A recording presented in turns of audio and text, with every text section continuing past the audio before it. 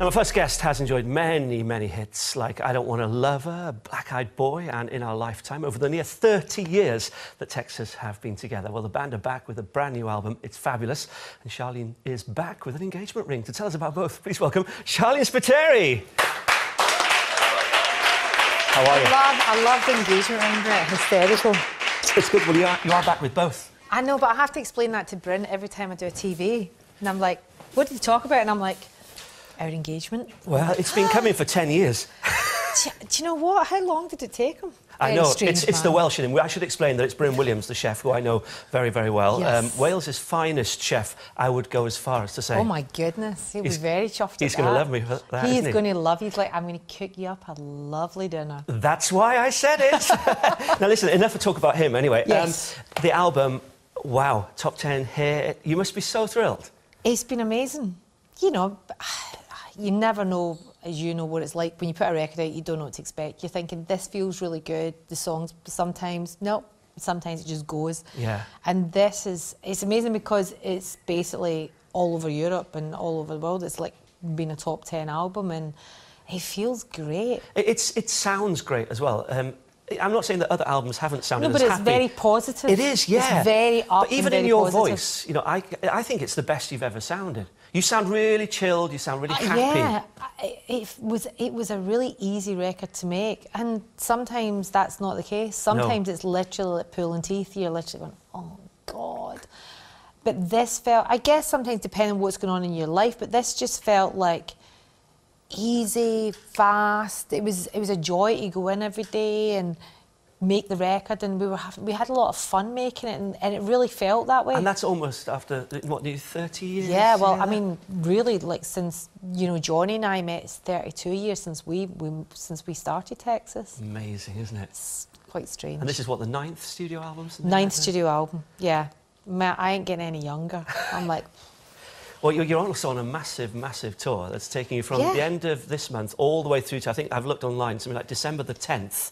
You're going all over Europe. 20th. December the 20th, we finish in Australia. Oh, you're going to Australia afterwards? Because you've got Europe first, haven't you? We're the doing UK all of and Europe. So UK, Europe, into South Africa, into Australia. Wow. We're doing all that. Finish on the 20th. And do you know, I did have a little bit of a snicker because I looked at when your birthday is, because I know it's the 50th, and you're on stage working. I know. First night of 3 nights. No in celebration Paris. for you. I'm a bit puzzled by that because I did look and say, why would you do? So we're playing 3 nights in Paris, and I literally was like, so the first night is my birthday. Yeah, straight to bed. And I've got to sing for another 2 nights after that. There's no day off. Like, you're so going to go out. But everyone, my friend came in from LA last night and she was staying at the house and she literally went like that. Oh yeah, I need an excuse to go to Paris. That's fine. I'm going to fly in for your birthday. And I'm literally like, I feel so much pressure. Everyone's going, we're coming for your birthday. Oh yeah, Paris, great. Love the Olympic. We're coming. 3 nights, great. We'll just stay for the week.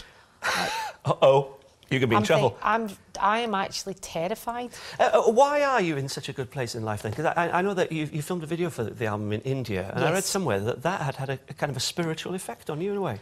It sounds really hippy-dippy in a bit, which I'm not really. I think that when I went, I've been obsessed with India since I was a kid. My best friend was Indian, and I used to go to her house every Tuesday after school, and you know, her mum would cook for us, and just the way her mum would come out in her saris and everything. It was just so, it was so bohemian and so like, you know, like you're growing up in Glasgow. It's like it's the 70s, it's the early 70s, and I'm just thinking, this is amazing. And just the food, everything, the smell in the house was just like everything just drew you in. The colour of the lot, and I was always obsessed with India, and I never ever went. And I went and made this video, and I was like, yeah, India's good, and did a bit of work as well. And so what happened to you? What changed then, would you say? The simplicity of life. Right. There was like, you don't need that, you don't need that, and you don't need that. And I guess when you get older as well, you realise what you don't actually need. You think you need it, but you don't really need it, and it's not really that important. Your day isn't going to change that much if you don't have it. So suddenly, it's almost like paying back slightly and going, well, I really, really like that, so that's going to be... When you have that... Yeah, I need that in my life, I don't need that in my life. I don't need that, that can move, that can go. And I guess it affects everything. It affects your communication with other people as well, of like, I don't really need to say that. We were in, I went to Ibiza the other week with my sister and my brother-in-law, and we all went for a family holiday for 10 days. And we got to the airport, my sister and I took a cab because the hire car was like full of the luggage and all the kids. And my sister and I says, we'll jump in a cab. And as we walk up to the cab, the taxi driver says, have you not got any luggage? And I went, nope. But my sister got into a full-on conversation. Well, no, because my husband's got it. I was like, why do you need to tell him that? Yeah. The answer is no. I don't have any luggage. Yeah. But she's like, the guy doesn't know you've had him, and you're giving him a big old story about how you came from Glasgow and all the luggage because we couldn't fit it in. And it's like, oh my God. How important is Glasgow still to you? Because, you know, it's... Massively important in the sense that it's very much who I am and what my values and I guess as well my work ethic. You know, I grew up in Finnieston in the you know, late 60s, end of the 60s, going into the 70s, and was there until I was 12, and then my parents moved out to Loch Lomond. But, you know, I grew up in a tenement, and just having that whole sort of thing with, like, neighbours round about you and everyone played in the streets. And it's a very similar story because Sharon's coming on a little bit later. Sharon Small, yeah, and she grew up in a tenement until amazing. the age of 7 as well. They didn't even have hot water. There's not that many people that grew up in Glasgow that did not grow up in a tenement. Yeah. You know, it's mostly tenements. And, you know, Glasgow's a great city, but just having that kind of sense of neighbours and, you know, people shouting up and down the close and stuff, like, you know, people's dogs. You knew everybody's dogs and everything. Yeah. You know, our neighbours, Jessie and that lived upstairs, and they had a dog called Bandit, and she used to shout in this dog like, Bandit! And it was just like, when you think back now, you don't think when you're a kid, but just all that. A lot of music as well. A lot of music and a lot of dreams and a lot of escapism and all that is a really important part of songwriting and a bit of what you do. It's like, it's funny because you spend most of your early life you're thinking, right, I'm going to do something, I'm going to get away, and then as soon as you kind of like you succeed and you look back and you think, why so much of it is so part you of go back. But you just think it's an integral part of who we are and what we do. So what's top of the birthday list for the 50th? I want them to put me in a time machine. They've already chosen the new doctor, I'm afraid, like so you're a bit late on that one. Lots of presents. I really would like lots of presents. Yeah. And, you know, I don't really know what I want. People say to me, I'm like, I don't really care. And what about is the wedding date set? It'll be next year. Okay. I'm feeling really pressurised. Are you? Because everybody keeps saying, what's the date?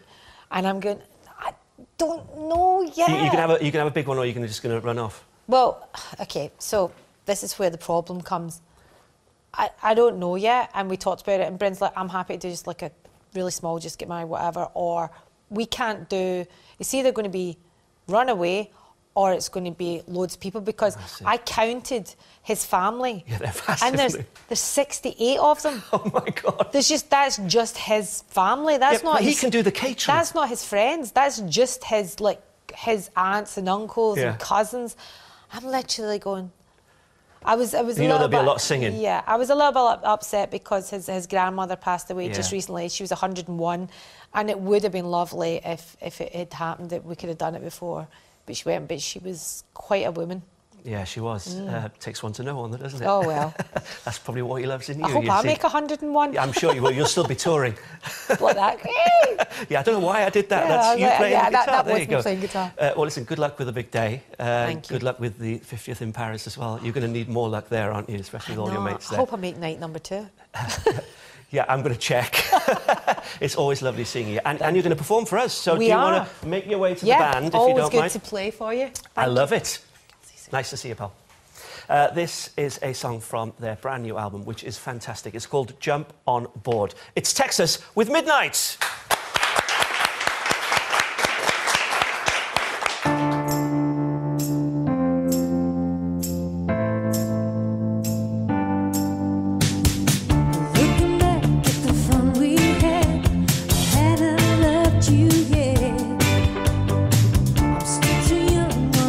Too long, I knew what to expect.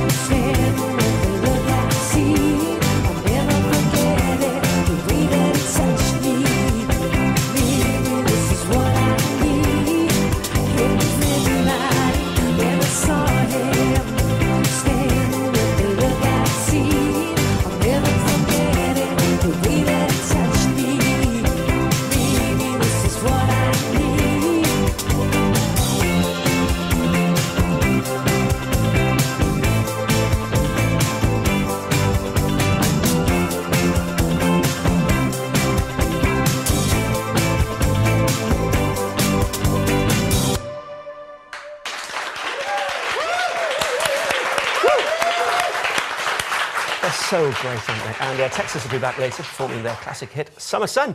Can't wait for